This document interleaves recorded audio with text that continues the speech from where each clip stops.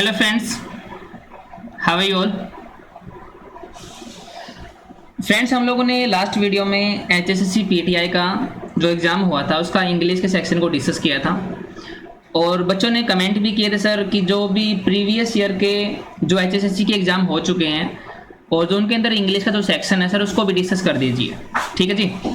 तो मैंने डिसाइड किया है कि जो भी हमारे 2019 में जो 21, 2 और 3 सितंबर को जो हमारे मॉर्निंग और इवनिंग के एग्ज़ाम्स हुए हैं फ्रेंड्स, उनके अंदर जो भी इंग्लिश का सेक्शन था हम उसको डिस्कस करेंगे जी। ठीक है जी, जिससे आप थोड़ा सा फ़ायदा उठा पाओ कि कैसी अप्रोचेज हमें रखनी चाहिए। ठीक है जी, कोई पर्टिकुलर क्वेश्चन अगर मान लो हमारे लिए नया हो तो भी हमें उसको कैसे टैकल करना चाहिए, तो इन छोटी छोटी बातों पर हम डिस्कस करेंगे और पर्टिकुलर क्वेश्चन में कौन सा कंसेप्ट है वो भी मैं डिटेल से आपको समझाने की कोशिश करूँगा इस वीडियो के थ्रू जी। ठीक है जी। तो मैं चाहूँगा कि फ्रेंड्स आप लोग इस वीडियो को अपने फ्रेंड्स से, अपने व्हाट्सएप ग्रुप्स में, अपने फेसबुक पेजेस पे शेयर कीजिए ताकि ये वीडियो से बाकी बच्चे भी हमारा क्या है फ़ायदा उठा पाएँ जी। ठीक है फ्रेंड्स, तो डिस्कशन स्टार्ट करते हैं। स्टार्ट करने से पहले एक बार आपको बता दूं मैं कि मेरा भी पेज है इंग्लिश विद NVN, जहाँ पर डेली कुछ ना कुछ इंग्लिश रिलेटेड जैसे कुछ पोस्ट डलती रहती हैं जो आपके एग्जाम्स के लिए बहुत हेल्पफुल होती हैं फ्रेंड्स। ठीक है जी। तो डिस्कशन स्टार्ट करते हैं फ्रेंड्स। कलर ब्लैक चाहिए, ठीक है जी। तो हमारे पास 75 से 82 हमारे क्वेश्चंस है और ये बिल्कुल एज इट इज़ जो एग्जाम्स आपका पूछा गया था बिल्कुल एज इट इज़ यहाँ पे रखा गया है। ठीक है, कि सो दैट आपको थोड़ा फीलिंग आए कि हाँ एग्जाम वही है। ठीक है, अदरवाइज क्वेश्चन को प्रिंट भी करवा सकते थे, टाइप भी करवा सकते थे, लेकिन ऐसे करना थोड़ा सा आपके लिए थोड़ा सा हैंडी लगेगा कि हाँ एग्जाम्स का पेपर है और चल रहा है हमारा जी। ठीक है फ्रेंड्स, तो चलते हैं हम लोग फर्स्ट क्वेश्चन की तरफ जी।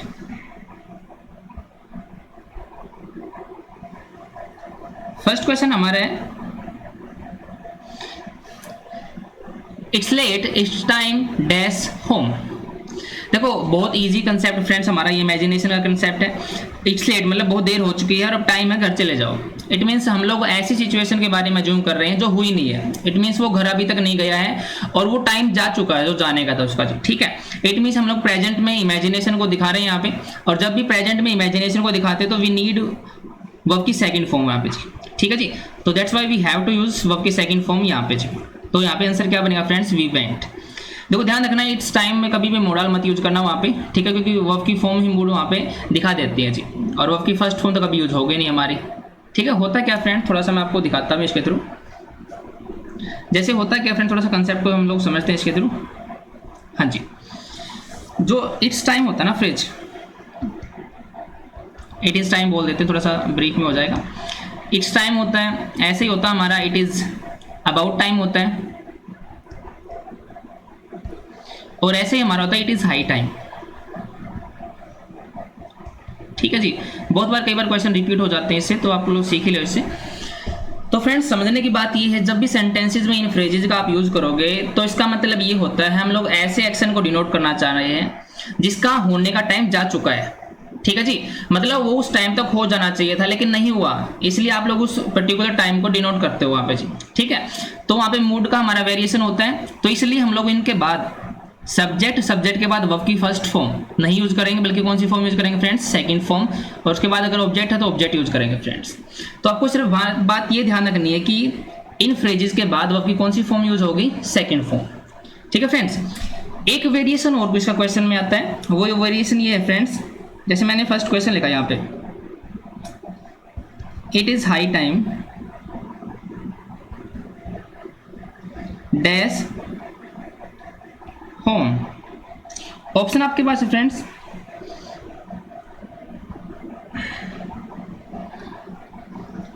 टू गो होम, थर्ड है ही गोज होम, थर्ड है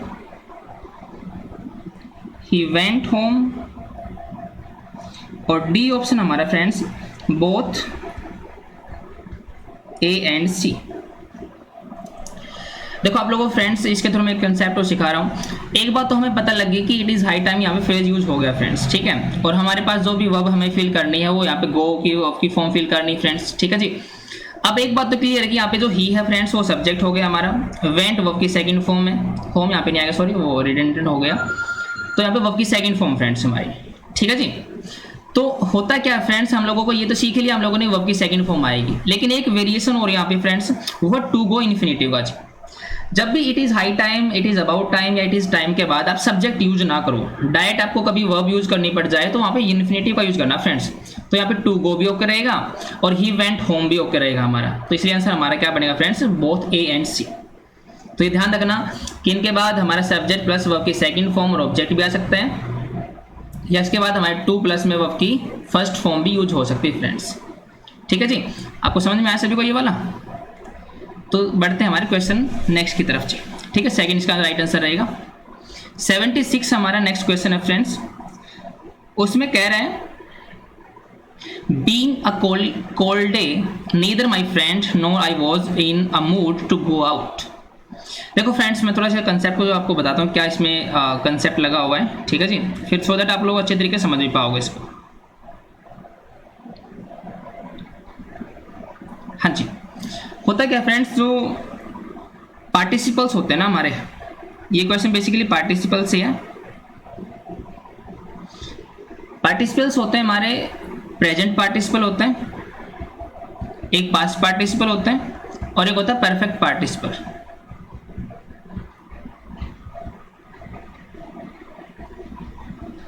ठीक है जी, कहने का मतलब होता है वो पार्टिसिपल या वो वर्ब की फॉर्म जो सेंटेंस में एडजेक्टिव का काम करे, वो हमारी पार्टिसिपल्स होते हैं फ्रेंड्स। ठीक है जी, जैसे हम कहते हैं कई बार अ स्मोकिंग मैन, अ स्मोकिंग मैन, तो हमें पता है ये जो स्मोकिंग बेसिकली हमारा मैन को डिस्क्राइब कर रहा है फ्रेंड्स यहाँ पे। ठीक है, तो स्मोकिंग वर्ब की फॉर्म है जो सेंटेंस में किसकी तरह काम कर रही है फ्रेंड्स, एडजेक्टिव की तरह, तो ये हमारे पार्टिसिपल्स है। ठीक है जी, लेकिन जो मुझे आपको सिखाना वो ये सिखाना फ्रेंड्स यहाँ पे, जैसे मैंने एक सेंटेंस लिखा फ्रेंड यहाँ पे, he playing football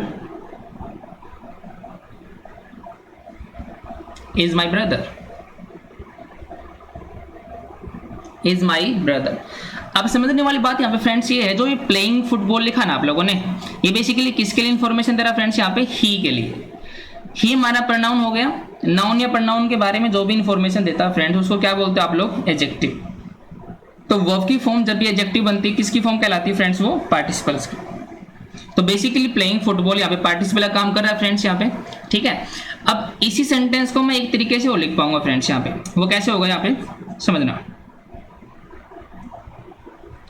playing football comma he is my brother.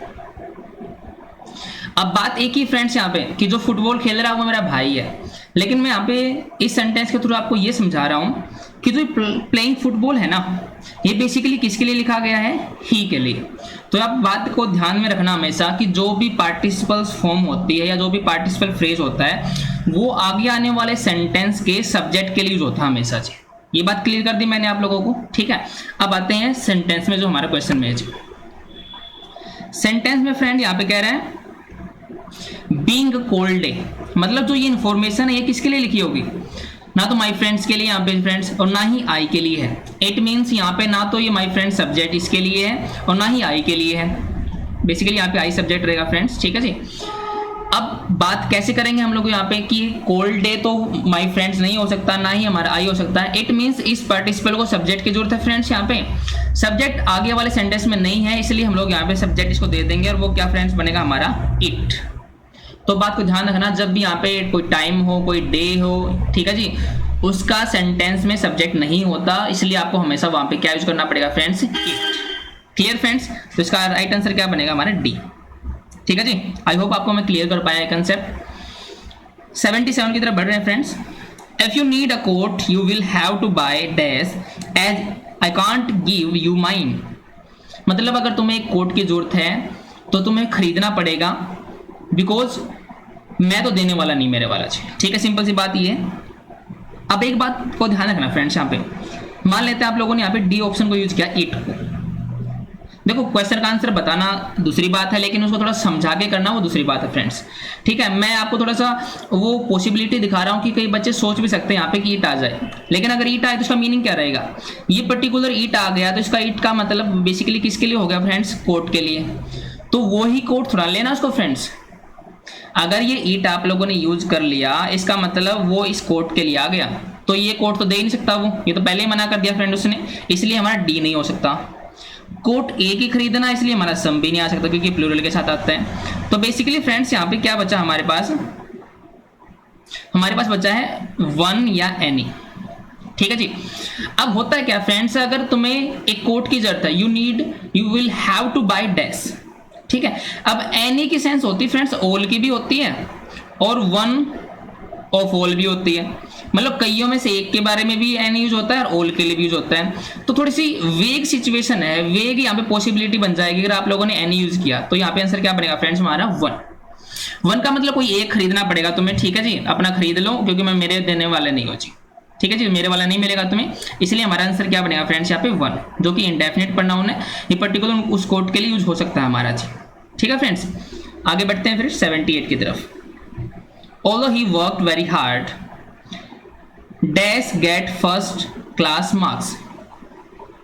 देखो although बेसिकली हम लोग सेंटेंस में तब यूज करते हैं जब हमें अपोजिट मीनिंग को दिखाना होता है, मतलब दो कंट्रास्टिंग सिचुएशन है, दो कंट्रास्टिंग क्लोजेस को अगर ऐड करना है तो you have to use there although। ठीक है जी। तो यहाँ पे बता रहा है कि उसने बहुत ज़्यादा मेहनत की है, इसका मतलब उसको ज़्यादा मार्क्स नहीं मिले होंगे। ठीक, अपोजिट तो यही हो सकती है। अब होता क्या फ्रेंड्स, कंजंक्शन जब आप लोगों ने यहाँ पे यूज कर ही लिया तो क्या दूसरे कंजंक्शन की जरूरत होगी? समझाने के तौर पे मैं आपको बताऊं, जब एक सेंटेंस हमारे पास ये है और एक सेंटेंस हमारे पास ये है, तो दो सेंटेंस को जोड़ने के लिए कंजंक्शन कितने चाहिए आप लोगों को? एक ही कंजंक्शन चाहिए फ्रेंड्स आप लोगों को, ये बात ध्यान रखना। अगर तीन होते तो इसको जोड़ने के लिए एक कंजंक्शन की और जरूरत पड़ती। तो तीन क्लोजेज को जोड़ने के लिए दो कंजंक्शन की जरूरत पड़ रही है और दो क्लोजेज को जोड़ने के लिए एक कंजंक्शन की जरूरत पड़ रही है। तो देखो ऑप्शन में बट आ गया, कंजंक्शन नहीं ऑप्शन होगा, हाउएवर आ गया, कंजंक्शन आंसर नहीं होगा, इन स्पाइट ऑफ भी बेसिकली ऑल्दो का ही एक हमारा वेरिएशन फॉर्म है, ये प्रीपोजिशन होती है, ऑल्दो होता तो ये भी आंसर नहीं होगा। आंसर क्या बनेगा फ्रेंड्स हमारा यहाँ पे? He did not. ठीक है, बिना मीनिंग निकाले फ्रेंड्स, अगर आपके थोड़ा सा ग्रामर कंसेप्ट अच्छे हैं, आप उनको अप्लाई करना जानते हो तो मीनिंग निकालने की जरूरत पड़ती नहीं इंग्लिश में फ्रेंड्स वहाँ पे। ठीक है जी।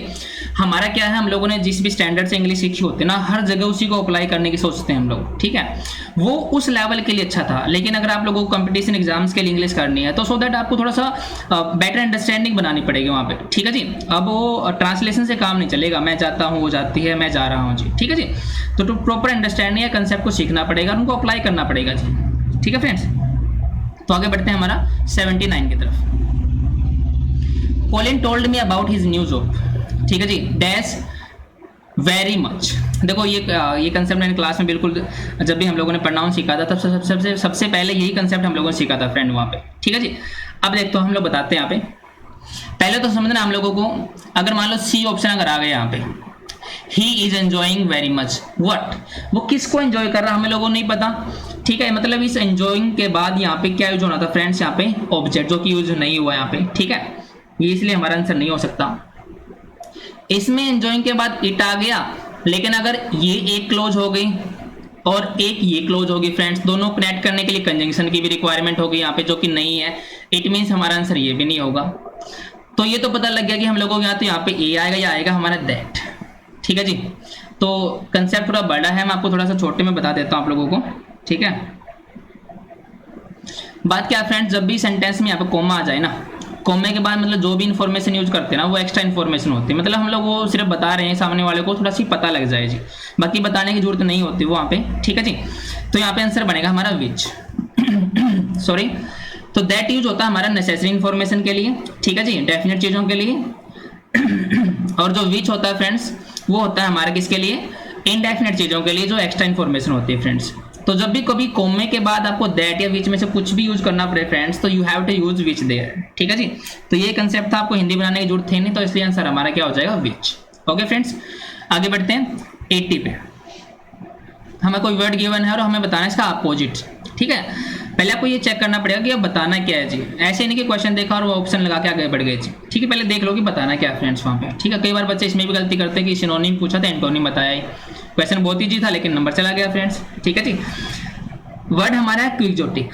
ठीक है, एक्चुअली में थोड़ा सा रिलेट करते हैं फ्रेंड इसको, और मैंने क्या, quick so thick. Quick so thick से आप रिलेट करना फ्रेंड्स, थिक होता मोटा खुरदरा टाइप में। ठीक है जी। और क्विक, अगर कोई मोटा आदमी है और वो क्या क्विक हो सकता है क्या, मतलब बहुत सारा मोटा, आप इस उम्र पहलवान को एक बार सोचो, ठीक है, और वो बहुत क्विक है, फटाफट काम कर रहा है, आपने जैसे कहा उसने वैसे ही कर दिया जी, ठीक है, बहुत क्विक किया, क्या ऐसा पॉसिबल है फ्रेंड्स? नहीं। तो इसे हमारा जो वर्ड है क्विक जो, ठीक, इसका मतलब ही होता है इम्प्रैक्टिकल, जो पॉसिबल ना हो जी, ठीक है, मतलब अगर इसका अपोजिट बता रहे हो तो हमारा आंसर क्या बनेगा? प्रैक्टिकल। ठीक है, बहुत सिंपल सा क्वेश्चन था फ्रेंड्स। फैंटास्टिक बहुत बढ़िया होता है, रोमांटिक का कोई यहाँ पे काम नहीं है, ठीक है। इमेजिनरी इसका शायद हमारा आंसर हो सकता है सिनोनिम के रूप में जी, ठीक है जी। Next we have 81 retentive. देखो रिटेंटिव जो वर्ड होता है ना फ्रेंड्स, ये होता है रिमेम्बरिंग पावर। कोई चीज को ऐसे, कोई बंदा कितनी देर तक रिटेन कर पाता है, उसको होते है रिटेंटिव पावर होती है फ्रेंड उसकी वो, ठीक है। तो बेसिकली हमारा इसमें सिनोनिम बताना आप लोगों को, ठीक है, विदाउट मीनिंग द कीवर्ड, ठीक है। तो यहाँ पे बनेगा हमारा ग्रेस्पिंग एंड ग्रेडी, मतलब जो बिल्कुल ग्रेस्प कर पाया उस चीज को, ठीक है। सॉरी ग्रेस्पिंग ग्रेडी नहीं, सॉरी गलत हो गया, ग्रेडी का मतलब लालची हो गया, ग्रेस्पिंग का मतलब उसके ऊपर झपटने के लिए तैयार है, नहीं ये आंसर नहीं बनेगा फ्रेंड्स।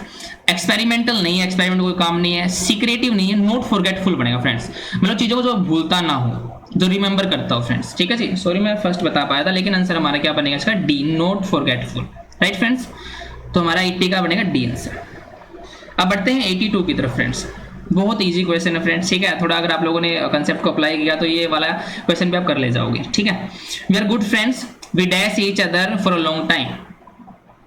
अब एक बात फ्रेंड्स हम लोगों ने सीखी थी क्लास में, अगर कोई ऐसा एक्शन जो पास्ट में हुआ था लेकिन उसका जो इफेक्ट हो अगर प्रेजेंट तक हो, तो टेंस कौन सा था फ्रेंड्स? वहां पे प्रेजेंट परफेक्ट। देखो we are good friend, it means जो हमारी फ्रेंडशिप हुई होगी पहले हुई होगी, फ्रेंडशिप पहले हो चुकी है, लेकिन अभी तक हम लोग कैसे हैं फ्रेंड्स? गुड फ्रेंड्स हैं। इट मींस वो फ्रेंडशिप अभी तक चली आ रही है जी, ठीक है। तो वी नीड कौन सा टेंस हम लोगों को? Present perfect. तो आंसर क्या बनेगा friends? We have known, right friends. न्यू आप वैसे ही यूज कर पाओगे क्योंकि जो रेफरेंस आपको सेंटेंस में दी गई है वो प्रेजेंट की है, तो यहाँ पे भी आप लोगों को टेंस कौन सा यूज करना पड़ेगा फ्रेंड्स? प्रेजेंट, ठीक है जी, क्योंकि ये तो पास्ट का होगा, आंसर नहीं बनेगा। नोइंग, कभी भी आप लोग जो स्टेटिव वर्ब होती हैं, जानना या नहीं जानना, ये स्टेट ऑफ माइंड होती है फ्रेंड्स। जितनी भी स्टेटिव वर्ब होती है उनको कभी आईएनजी में यूज मत करना, इसलिए वैसे गलत हो गया। नो, ये प्रेजेंट इंडेफिनिट हो जाएगा जो कि एक फैक्ट हो जाएगा, तो हम लोग यहाँ पे फैक्ट को बता नहीं रहे, तो इसलिए हमारा आंसर डी भी नहीं बनेगा, सी भी नहीं बनेगा, बी का कोई चांस नहीं था, इसलिए आंसर हमारा क्या बनेगा फ्रेंड्स? ए। तो फ्रेंड्स हम लोगों ने जो हमारे 8 क्वेश्चन थे इनको डिस्कस किया, और देखा जाए तो ओवरऑल जो पेपर है वो अच्छा है जी, ठीक है। थोड़ा सा आपको नॉलेज होनी चाहिए, इंग्लिश की अंडरस्टैंडिंग होनी चाहिए आप लोगों को, ठीक है। दूसरी बात आपको फ्रेंड्स, मैंने देखा कि कई बच्चे ऑप्शन को एलिमिनेट नहीं कर पाते, वो क्या उसे फिट करने की सोचते हैं, जैसे कोई भी फिलर आ गया तो उसे फिट करने की सोचते हैं, तो फिट नहीं करना आप लोगों को, ऑप्शन को एलिमिनेट करना सीखो फ्रेंड्स। क्योंकि जो हमारे पास जो ऑब्जेक्टिव पेपर होता है, तो ऑब्जेक्टिव का मतलब यही है कि आपको आंसर गिवन है उन 4 ऑप्शंस में, तो आपको बस फाइंड करना बाय हुक और बाय क्रूक। कोई भी आपसे ये पूछने नहीं आएगा क्योंकि आपने ए आंसर क्यों लगाया जी, नहीं, आपको बस उसका आंसर ठीक करना है, वो कैसे ही हो आपको आंसर ठीक करना है जी। तो आपको एलिमिनेशन मेथड भी आना चाहिए, ठीक है, आपको बेटर अंडरस्टैंडिंग भी होनी चाहिए, और थोड़ी सी वोकैबुलरी के ऊपर भी काम करना चाहिए फ्रेंड्स आप लोगों को, तो शायद आप लोग इसे इंग्लिश में कर पाओगे, ठीक है जी, अच्छे नंबर ले पाओगे। और थोड़ा सा क्योंकि जैसे हरियाणा में जो एग्जाम हुए हैं उनमें इंग्लिश का थोड़ा सा बड़ा रोल बढ़ भी गया अभी, क्योंकि बच्चे जीके सभी करते हैं, बच्चे हरियाणा जीके भी कर लेते हैं, मैथ भी करते हैं, लेकिन जो बात अटकती है बच्चों, वो कहाँ पे अटकती है? इंग्लिश पे आके अटकती है, बच्चे इंग्लिश नहीं कर पाते, ठीक है। तो आपको फायदा होगा थोड़ा सा अगर टाइम इसके ऊपर स्पेंड करोगे, ठीक है। तो आई होप मैं आपको अच्छे तरीके से चीज़ों को क्लियर कर पाया हूँ। अगर फिर भी कोई डाउट है, ठीक है जी, तो आप लोग कमेंट बॉक्स में जरूर लिख देना कि सो दैट मैं आपको उसका बाद में रिप्लाई कर पाऊँ, ठीक है। बैटरी लो होगी कोई बात नहीं, हम लोगों ने हमारा काम कर लिया, ठीक है। तो थैंक यू फ्रेंड्स।